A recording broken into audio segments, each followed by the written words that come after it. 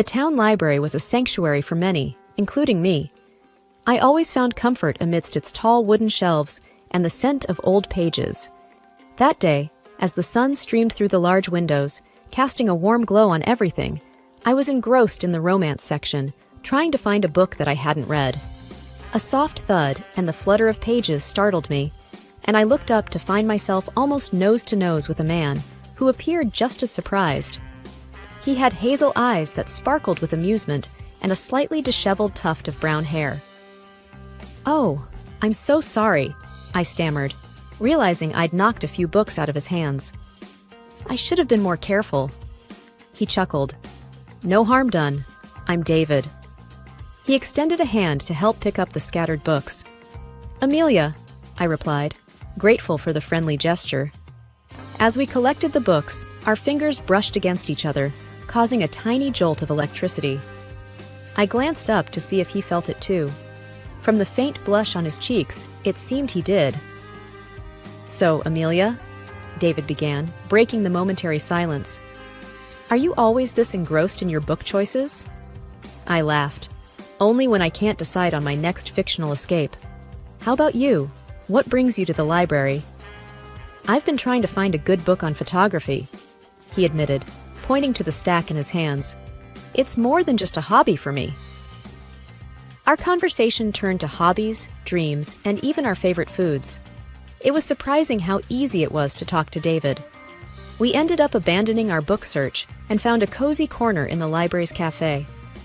Hours seemed to fly by as cups of coffee turned cold, and our conversation delved deeper. "I've always loved this library," David confessed, looking around with a nostalgic smile. "I used to come here with my mom. She'd read to me for hours." "Sounds lovely," I said, thinking about my own childhood memories. "It was," David replied with a distant look in his eyes. "But things change." There was an unspoken depth to that statement, hinting at stories yet untold. It made me even more curious about him. We left the library with a promise to meet again. From that day on, David and I were inseparable. Each date felt like an exploration, not just of the places we went to, but of each other's worlds. The bond we shared grew stronger, leading us to a beautiful wedding day where I felt like everything was falling into place. Yet, amidst all the joy, one figure stood out, casting a long shadow on our happiness. David's mother, Mrs. Marion Hughes. Her sharp gaze always seemed to linger on me a little too long, her smiles never quite reaching her eyes. I hoped that with time, she'd see how much David and I loved each other and accept our union. But that was a hope soon to be tested. The excitement of expecting a baby was overshadowed by the constant nausea and fatigue I felt. Every morning was a battle, and by evening I was utterly exhausted. David watched with concern, always by my side, supporting me in every way he could. One evening, after a particularly rough day, David approached the subject. "Amelia, maybe we should think about moving closer to family for a while, just until the baby comes." I hesitated. Moving back to David's family home meant being closer to Marion. "Do you think that's a good idea?" I asked, uncertainty in my voice. He took my hand gently. "It's just a thought. Mom did raise 3 kids. She might help with the baby stuff, and more importantly, support you when I'm at work." I pondered over it. "I'm just worried about how things are with your mom," I admitted. David sighed. "I know Mom can be a bit difficult, but she's still family. Maybe with the baby on the way, things might change. Give her a chance?" With a deep breath, I agreed. "All right, but if things get tough, we need to have a backup plan." The move happened quicker than I anticipated. David's childhood home was a large, old-fashioned house with creaking floorboards and a sense of history. The first day we arrived, Marion greeted us at the door, a broad smile on her face. "Welcome home, David," she said, hugging her son tightly. Then, turning to me, her tone softened. "And you too, Amelia. I hope your stay here is comfortable." For the first few days, Marion was the image of a doting mother-in-law. She made my favorite meals, helped me set up the nursery, and shared stories of David's childhood. It was almost as if the icy tension from before had melted away. One evening, while David and I were in the living room, Marion joined us with a tray of hot cocoa. Handing me a cup, she said, You know, Amelia, pregnancy suits you. You look radiant. I smiled. Thanks, Marion. And thank you for everything you've been doing. It's been a great help. She nodded. It's the least I can do. Family takes care of each other. The words sounded reassuring, but a faint trace of something in her eyes made me wonder. It seemed like a perfect setup, a haven I hadn't expected. But as the days turned to weeks, subtle changes began to emerge. The sweet facade Marion put up began to show cracks, especially when David wasn't around. I tried to brush off the unease, hoping that my pregnancy hormones were just making me overly sensitive. But deep down, I couldn't shake the feeling that there was more to Marion's kindness than met the eye. The days in the old house started to feel longer. With David often away at work, it was mostly just Marion and me. It didn't take long for her kind behavior to shift when we were alone. One afternoon, I was in the kitchen, making a sandwich. Marion walked in, looked at what I was preparing, and said, "You know, David always liked his sandwiches with more mayo, but I guess he's settled for less now." Taken aback, I replied, "I didn't know that. He never told me." She shrugged. "There's a lot you don't know about my son." Days like this became more common. It was always a comment here, a remark there. Each time, she made sure David wasn't around to hear. One day, I was resting in the living room, going through some baby names. Marion came and sat next to me. "You know, Amelia," she began, "if only David had chosen someone more, well, someone better suited to our family." I looked up, surprised. "What do you mean, Marion?" She leaned in closer. "Let's be honest. You've struggled so much with this pregnancy. It makes me wonder if you'll be able to handle what comes next." I felt a sting in my eyes, holding back tears. "I'm doing my best," I whispered. Marion sighed. "For David's sake, I hope your best is good enough." Every interaction became a challenge. I tried to avoid being alone with her, but she always found a way. The house felt oppressive, and I started to dread each day. The only solace was David's comforting presence when he came home. But even with him, I hesitated to speak up, fearing it might cause a rift between mother and son. Things got even more strained when David informed us of a business trip he had to take. "It's just for a few days," he assured me, pulling me into a hug. "Mom will be here with you. Everything will be all right." The night before his trip, I overheard David talking to Marion in the hallway. "Please, Mother," he said, his voice filled with concern. "Promise me you'll take care of Amelia." Marion's voice was sugary sweet as she replied, "Of course, my dear. Don't you worry. I'll look after her." I went to bed that night with a heavy heart, sensing that the storm was far from over. With David gone, the house's atmosphere grew thicker than ever. Every room I walked into felt like stepping onto a battlefield with Marion. But as the days went by, I realized that I couldn't just keep dodging her verbal attacks. I needed to defend myself, and maybe even counterattack. The day after David left, I sat in our shared living room, browsing through online forums for advice on dealing with difficult family members. The consensus was clear. Evidence was crucial. That's when the idea of the voice recorder struck me. If I could capture Marion's words, I could finally show David her true nature.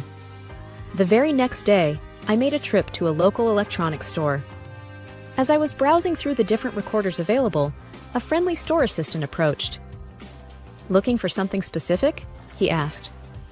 "Something that can record voice discreetly," I answered. He nodded, showing me a small device. "This one's quite popular, easy to conceal and clear audio quality."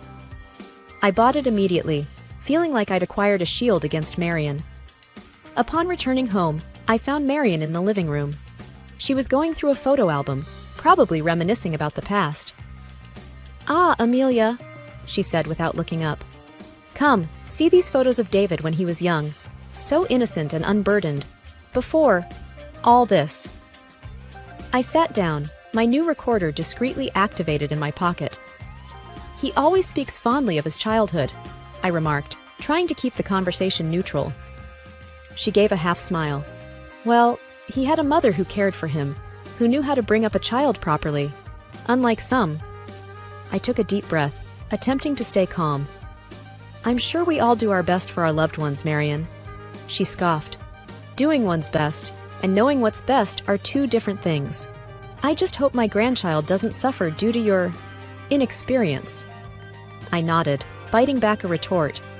Thank you for the advice, Marion. Little did she know that every snide remark was being captured. The days dragged on, and I gathered more evidence. Simultaneously, I started searching for an escape plan, a place of my own where I could breathe. After a thorough search, I stumbled upon a quaint apartment nearby. It felt right, a sanctuary from Marion's constant onslaught. One evening, as I went over my recordings and thought about the apartment, I felt a surge of hope. This was more than just about standing up to Marion. It was about securing a peaceful future for my child and me. It was about ensuring David knew the truth. With renewed energy, I prepared for the days ahead, knowing they wouldn't be easy, but believing they'd be worth it. A few days had passed since David's departure. Despite my attempts to keep a distance, Marion seemed to be pushing harder, testing my limits. One particular evening, after dinner, she decided to bring up the topic of baby names. I was in the living room, looking through a baby name book David had bought for us. Naming a child is a significant task, she began, settling herself on the sofa opposite me. It should be done with care. I looked up, nodding. David and I have a list. We're considering a few options. Marion tilted her head, her eyes sharp. Well, let's hear them. Taking a deep breath, I began. We're thinking of Lily if it's a girl or Ethan if it's a boy. She rolled her eyes. Lily? Sounds like a name for a pet. And Ethan? So common. I felt my cheeks heat up. They're just options. We haven't decided. Marion leaned in, her voice cold. You know, in our family, we have traditions. David was named after his grandfather. Maybe you should respect that instead of choosing random names from a book. Stung by her words, I replied, David and I will name our child together. It's our decision. She stood up abruptly, knocking the book from my hands. You're so ungrateful. I've tried to help, to guide you, but you're just bent on ruining my son's life and that of my grandchild. I was taken aback. Marion, I never asked for your help. All I wanted was some peace. With a mocking laugh, she retorted, Peace? You think you deserve peace after everything you've done? You've turned my son against me. That was the last straw. I haven't done anything. It's you who can't let go and let him live his life. Marion's face turned a deep shade of red. You ungrateful wretch, she yelled, pointing towards the door. Leave! I don't even want that child to be born. Shaken, I tried to hold back tears. This is my home too. But Marion was relentless. She reached into my bag, grabbing my keys, and tossed them out the door. There, now go. Breathing hard, with my emotions in a whirl, I took a moment to gather myself. I remembered the apartment I had rented, my sanctuary. Picking up my bag, I looked Marion in the eye. You might regret this. Without waiting for a reply, I stepped out, closing the door behind me. It was clear. The battle lines had been drawn. The next few days in the apartment were a mix of peace and apprehension. I missed David terribly and worried about how he would react to everything once he returned. The day of David's return finally arrived. My phone buzzed with a message from him. Just landed. Coming home soon. Can't wait to see you. I replied, I'm at the new apartment. Call me when you get to the house. 2 hours later, David called. His voice was a mix of confusion and concern. Amelia, why are you in an apartment? Where's all your stuff? Why aren't you home? I took a deep breath. David, there's a lot you need to know. After explaining everything, from the voice recordings to the final confrontation with Marion, there was silence on the other end. Then, I'll be there in 10 minutes. When David arrived, I played him the recordings. His face turned from shock to anger with every word Marion spewed. When it ended, he looked devastated. I can't believe she said all those things to you. I'm so sorry, Amelia. Taking his hand, I said, David, it's not your fault. I just couldn't stay there anymore. David's eyes were fierce. We're confronting her together. We drove back to the house, and as we entered, Marion was sitting in the living room, feigning surprise. David, welcome back. Where's Amelia? David's voice was ice cold. "She's right here, and we've heard everything." Marion looked between us, trying to gauge the situation. "I don't know what you're talking about." Without saying a word, David played one of the most damning recordings. Marion's face paled. When it ended, David's voice trembled with anger. "How could you, Mother? She's carrying our child, your grandchild." Marion's eyes darted around, searching for an excuse. "David, you don't understand. I was trying to protect you." David cut her off. "Protect me? By tormenting Amelia? That's not protection. That's cruelty." Marion started crying. "I just wanted the best for you." David shook his head. "Your version of the best isn't what I want. Amelia and our baby are my family now. You need to respect that." Marion sobbed harder, trying to reach out to David, but he stepped back. "I need some time, Mother. Away from all this." Taking my hand, David led me out of the house, and we drove back to the apartment. The rift between mother and son was evident.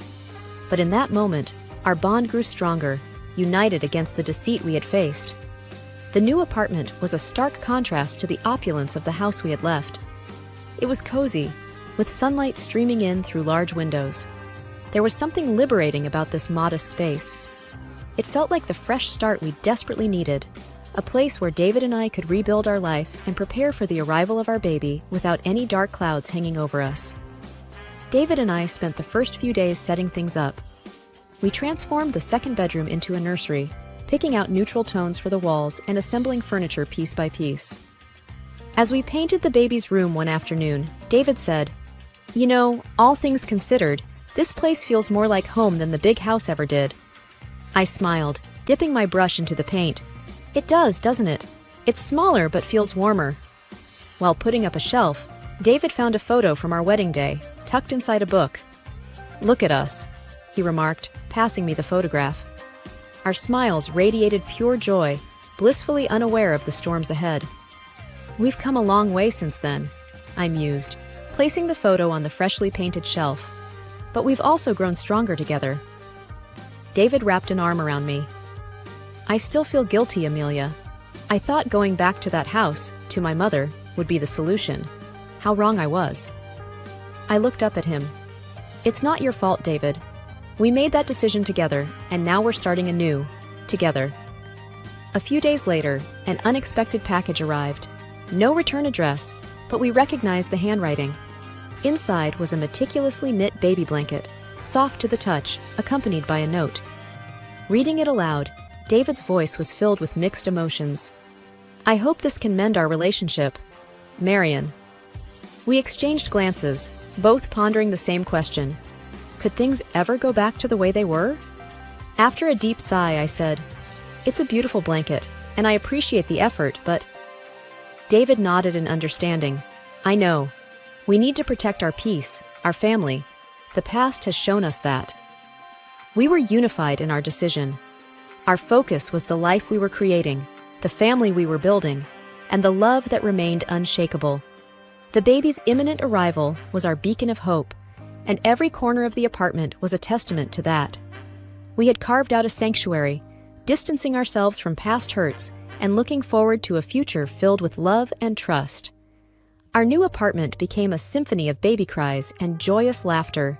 Sophie, with her tufts of brown hair and curious hazel eyes reminiscent of David, was our pride and joy.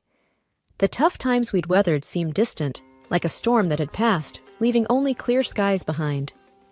David and I often found ourselves marveling at the little life we'd created. Late one night, as we were both up attending to a fussy Sophie, he looked at me with admiration. "You're incredible, you know. Getting through everything with Marion, and now being such an amazing mom." I smiled, gently rocking Sophie. "We did it together, and look at what we have now." I gestured to our daughter, who was slowly drifting back to sleep. One Sunday afternoon, as Sophie played on her mat, David proposed a little outing. "How about a trip to the library tomorrow? It's where our story began. I think it's time Sophie knows that place." I nodded in agreement. "Sounds perfect. We can make it a family tradition." The next day, the library greeted us with its familiar silence. We showed Sophie the very spot where we had met. David, holding her little hand, whispered, "This is where I met your mom, where our family's story began." In that moment, standing in the midst of aisles filled with countless stories, we felt grateful for our own. We had faced challenges, yes, but they had shaped our journey, guiding us to this present moment. The library had been the start of our story, and now it played a part in Sophie's. As days turned into weeks and weeks into months, life continued its rhythm. We shared tales of bravery and love with Sophie, always emphasizing the importance of standing up for oneself and one's family. Marion, although a part of our past, barely featured in our conversations. One evening, while putting Sophie to bed, I realized the true weight of the decisions we had made. By choosing our family's happiness and well-being over external pressures, we had set a foundation for Sophie to grow up, knowing the value of love, trust, and resilience.